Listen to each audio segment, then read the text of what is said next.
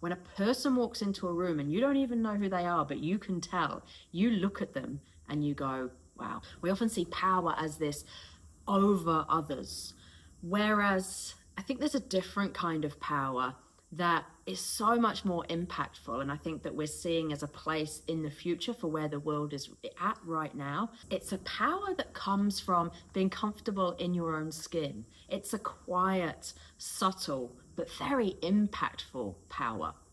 And it's the kind of power that you know it's in a person when they walk into a room. So I think so often we confuse a position and person with power. It's not that the person is powerful, it's that the role gives them perceived power. But when we look at power and how that has been defined over the centuries, it's often taken a masculine form, and it's often taken a form around money and control and dominance.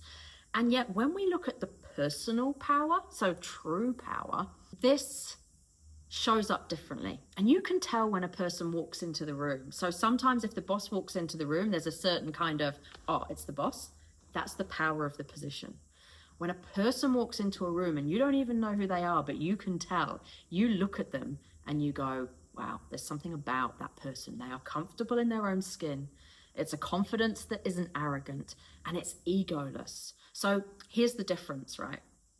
No matter what position of power I am in, if I worry about what other people think, if I'm constantly looking for external validation and seeking praise and fearing judgment, then I have no power at all, right? And I'll often liken it to, particularly in the workplace, the difference between what we perceive as power, often in a loud way, the people that take up the most space and have the loudest voice, we see that as perceived power because those people get noticed or they take up airtime. And yet they're often not the people that contribute with the most value. So it comes from being real, genuine, congruent. We might say authenticity. It also comes from knowing ourselves, so self-awareness, having this grounded confidence in knowing exactly who we are and being comfortable in our own skin. And when we have this real power, we are magnetic. You see it in other people, right?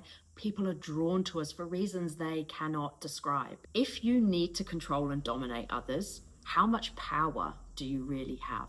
Because when we stand in our true power, we can have power with and through others. There's not this threat and this scarcity. There's not this need to validate and prove ourselves because we have this grounded confidence. And we show up standing in our power and we make a massive impact without the noise when we do that.